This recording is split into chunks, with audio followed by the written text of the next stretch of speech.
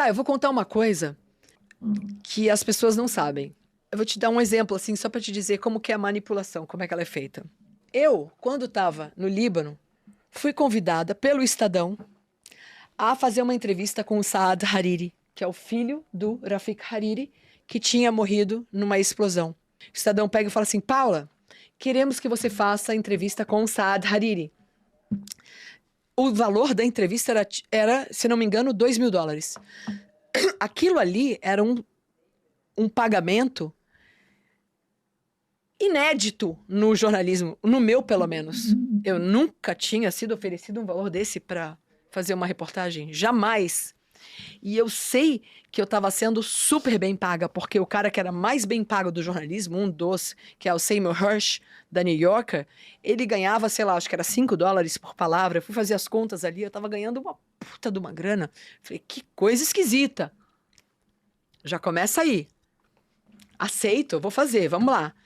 Eu vou, ligo pro Saad Hariri, pergunto se ele topa, aceitou. Então tá, vou lá, foi muito educado. Depois tem uns detalhes que um dia eu conto se eu escrever umas memórias.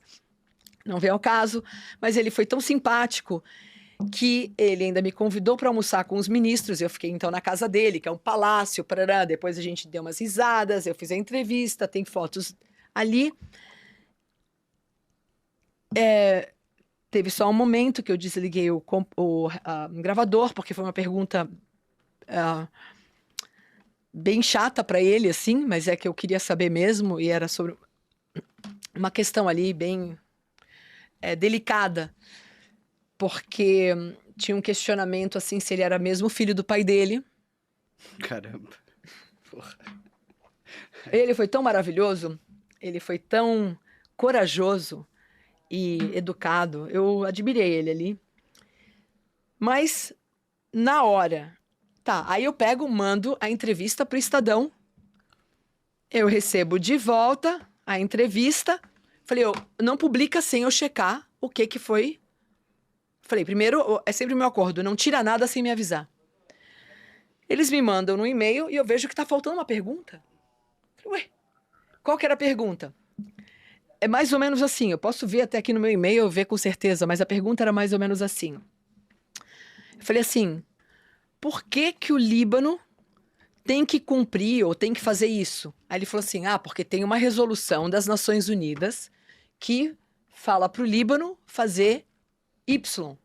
Aí eu falei, mas Israel bateu o recorde de resoluções não cumpridas das Nações Unidas. Aí eu falei o número certinho, tipo, sei lá, são 120 ou sei lá quantas resoluções que Israel não cumpriu. Falei, Israel não cumpriu e eles continuam sendo o maior recebedor de ajuda externa dos Estados Unidos. Por que tu tá preocupado com isso? Aí ele falou, porque o Líbano é pequeno, o Líbano não tem poder. Foi só essa a resposta. O Estadão tirou aquilo. Aí eu cheguei pro editor e falei assim, escuta, o que aconteceu? Por que tu tirou essa pergunta? Aí ele falou, é muito específica pro povo brasileiro.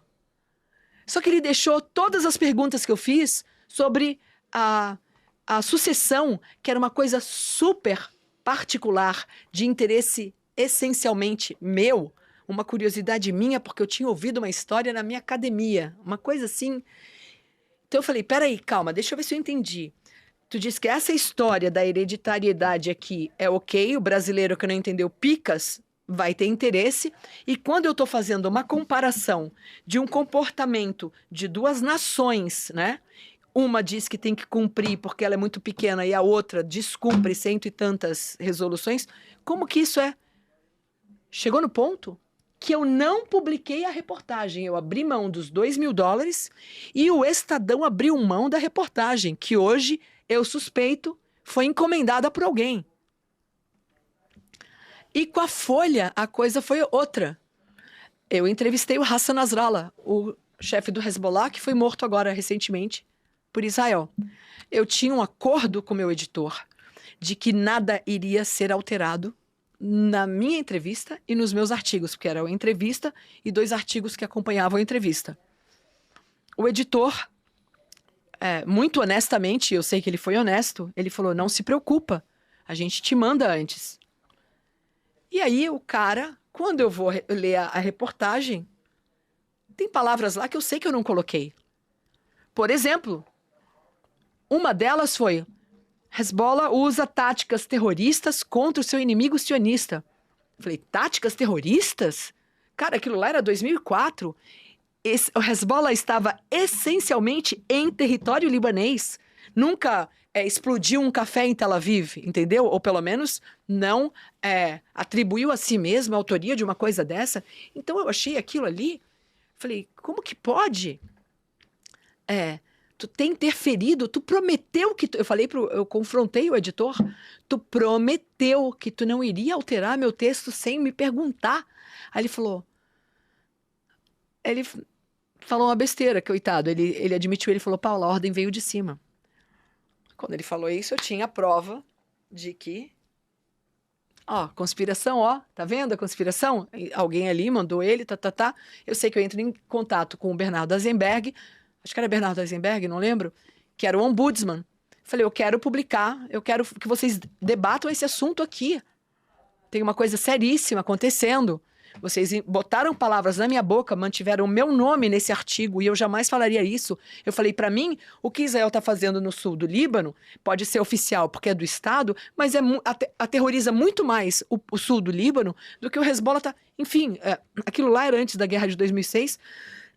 Eu conto no meu artigo da semana passada, dessa semana, no Poder, que depois da guerra de 2006, eu já tinha o meu questionamento ao Hezbollah. Eu sou contra, num país que tem um equilíbrio entre religiões, que uma só religião detenha todo o poder bélico. Isso é um absurdo, inaceitável. Então, eu até dizia, tinha brincadeira lá no Líbano que falavam, Paula, se você morrer, ninguém vai saber quem matou, porque pode ser o Hezbollah, pode ser Israel, porque você não tem lado nenhum, não tenho mesmo. Fez errado, para mim, tem que ser criticado.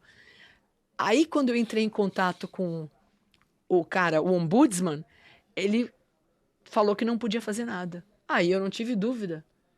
Fui falar com Otávio Frias. E eu só posso te dizer uma coisa. Eu mandei um e-mail para ele respondeu imediatamente um e-mail hiper grosseiro, e em 24 horas ou 48 horas, eu perdi 2004, eu perdi uns 8 anos, 6 anos de Hotmail. Todo o meu conteúdo do meu inbox no Hotmail foi deletado, desapareceu. Todo. Então, e esse caso foi contado no Observatório da Imprensa do Alberto Diniz. Dá uma olhada lá, tá lá o caso.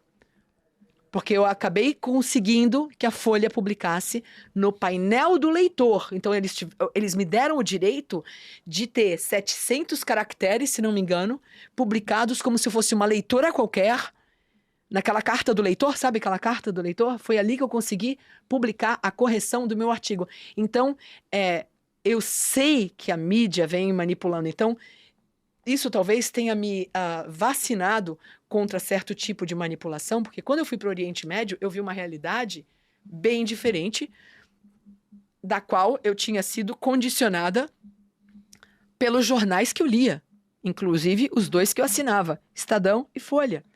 Tem um caso interessante. Eu estou sentada numa mesa no Rio de Janeiro com um jornalista cujas iniciais é PF. Foi meu colega na Folha, quando eu tinha uma coluna de política, um querido, gente boa, papapá. Sentou. Ele me reconheceu na rua, eu tinha acabado de chegar de fora, sentei com ele, tinha um segundo jornalista, que tem o sobrenome de Leite em Pó. E aí, a gente tá ali, os 3 pedem cerveja de novo, uma IPA, era naquele delírio, mais uma. Acabou de chegar, eu falei assim, cara, tu não sabe, eu tive uma briga com Otávio Frias por causa de Israel. Dude, o cara com o sobrenome de Leite em Pó levantou, saiu, foi embora na hora, deixou a cerveja dele ali. Ele se pelou de tal maneira de medo. Então, assim, sim, existem interesses na imprensa e é por isso que a censura é a única coisa que vai fazer esses caras sobreviverem. Porque agora tu pode ir diretamente à fonte.